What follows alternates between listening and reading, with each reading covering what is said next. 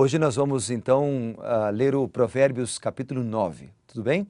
Mas antes de abrir a Bíblia, vamos orar pedindo a sabedoria do Senhor? Bondoso Deus e Pai, eu quero pedir a Tua iluminação, a Tua sabedoria para compreender a Tua palavra agora.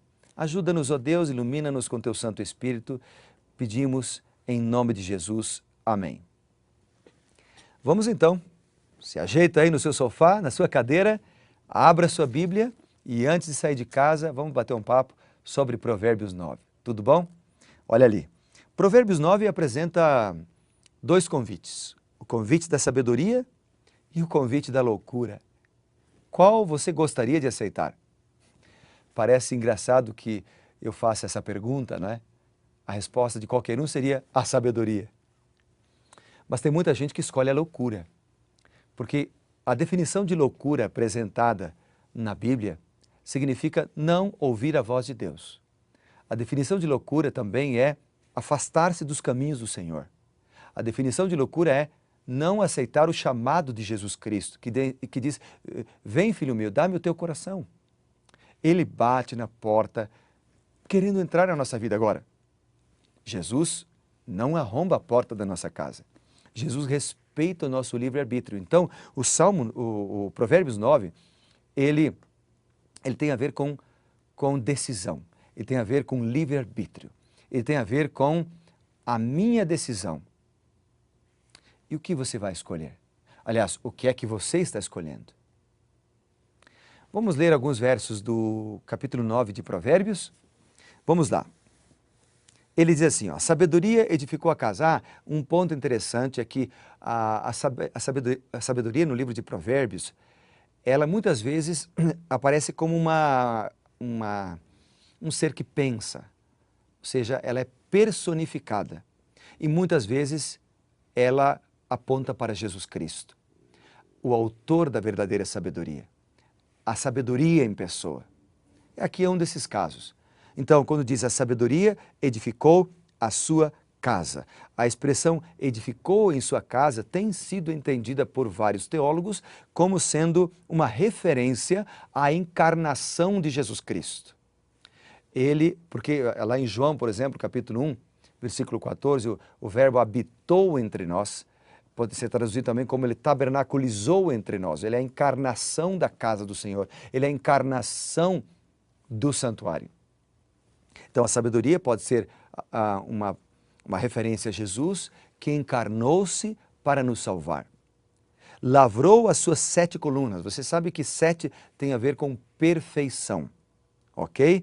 Então, tem a ver aqui com um alicerce firme, correto. Então, se nós queremos a verdadeira sabedoria, nós precisamos buscar em Cristo, que é a fonte de toda a verdadeira sabedoria. Vamos ver algumas lições a mais, alguns versos que eu selecionei do capítulo 9 de Provérbios. Além do verso 1 que mencionamos, eu também selecionei aqui, por exemplo, o verso 2. Diz aqui, a sabedoria, então, edificou a casa, ela lavrou as 7 colunas, e daí no verso 2 diz, ela carneou os seus animais, misturou o seu vinho, arrumou a mesa.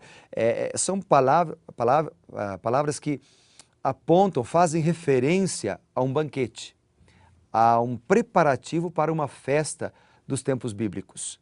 O que ele está dizendo aqui, então, portanto, é que, primeiro podemos fazer uma aplicação homilética, dizendo o seguinte, que Jesus Cristo, ao vir a esse mundo, a encarnar-se como um ser humano, abriu as portas para que nós pudéssemos juntos participar do banquete espiritual que Ele proporcionou, que Ele proporciona e que Ele proporcionará quando voltar nas nuvens dos céus com poder e grande glória.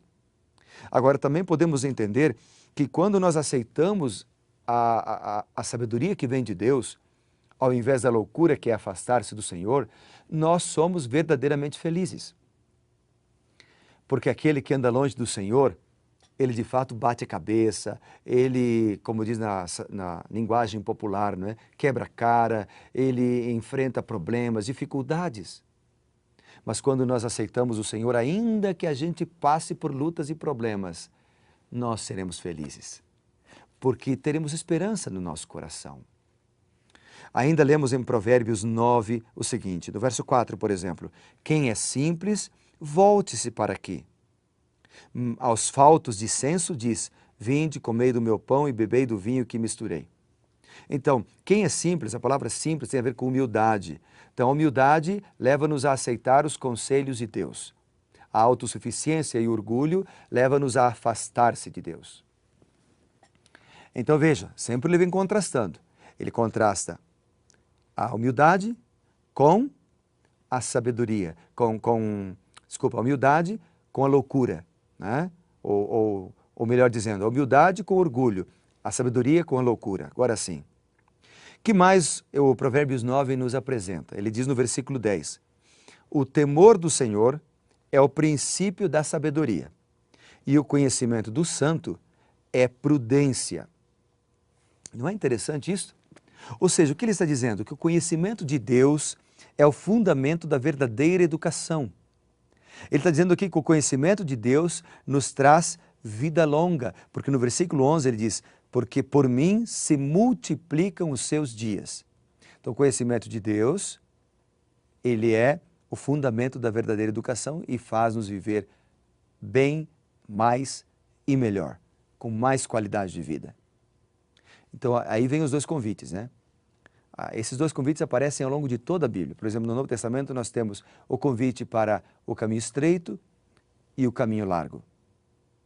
O caminho da salvação ou da perdição.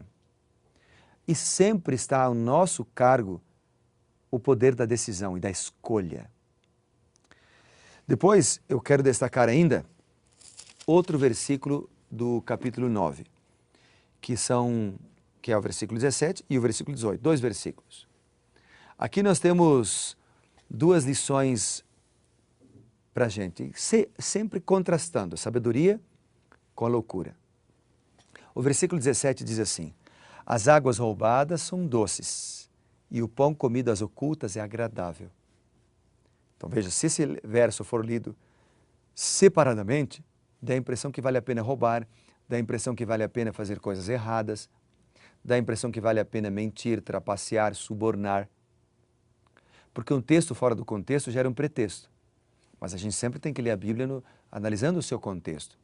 Então ele diz, as águas roubadas são doces e o pão comido às ocultas é agradável. Eles, porém, não sabem. Aí vem a explicação, aí vem a consequência, no verso 18. Eles não sabem que ali, ou seja, entre as pessoas que fazem isto, que roubam, que mentem, entre essas pessoas estão os mortos. Entre essas pessoas estão os que descem nas profundezas do inferno. A palavra inferno é uma tradução de uma palavra que significa sepultura. Veja, o caminho do pecado, segundo esses textos, é a morte. O pecado pode até ser bom, o pecado pode até ser doce, mas ele vai conduzir à morte. É isso que diz Paulo em Romanos. Você lembra?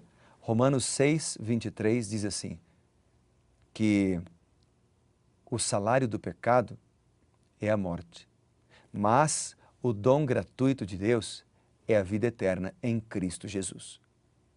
Há uma comparação que Paulo faz lá em Romanos 6, 23. Um contraste entre a loucura e a sabedoria, entre aceitar a Cristo e afastar-se de Cristo, entre andar nos caminhos de Deus ou andar nos caminhos da perdição. A escolha é sua, minha, é nossa. Que escolha você fará? Um outro texto que exemplifica e amplifica esse tema é Provérbios capítulo 16, verso 25, a gente vai chegar lá ainda, mas já adiantando o que diz Provérbios 16, verso 25, a Bíblia diz, há caminho que parece direito ao homem, mas afinal são caminhos de morte. Caminho que parece direito, mas no final são caminhos de morte. Eu gostaria de fazer um convite para você, portanto, para você escolher o caminho da salvação, para você escolher o que é certo, o que é correto. E fazemos isso quando tomamos a decisão de estudar a Bíblia, quando tomamos a decisão de ir à igreja, quando tomamos a decisão de orar mais, pedindo para o Senhor sabedoria, paz, ajuda. Porque, lembre-se que nós lemos, o temor do Senhor é o princípio da sabedoria. Amém? Vamos orar? Você gostaria que eu orasse para que Deus lhe desse, então, força, coragem, discernimento para você escolher o que é certo? Para você entregar a vida a Jesus Cristo, a encarnação da verdadeira sabedoria? Vamos orar, então? Bondoso Deus e Pai, eu te louvo pela sua bondade. Eu te louvo pelo seu amor. Mas agora, Pai, que nós queremos pedir sabedoria. O livro de Tiago, capítulo 1, verso 5, diz: se alguém necessita de sabedoria, peça a Deus, Ele dará a todos. Nós precisamos, Pai. Nós somos falhos, pecadores, maus e precisamos do Senhor. Precisamos de Cristo, a encarnação da sabedoria. Ajuda-nos, ó Deus, a andar em Teus caminhos e nos afastar de tudo aquilo que é pecaminoso e mau. Em nome de Jesus, amém. Foi bom falar contigo, meu amigo. Lembre-se, estude a Bíblia sempre, leia a palavra e você será reavivado. Tudo bem?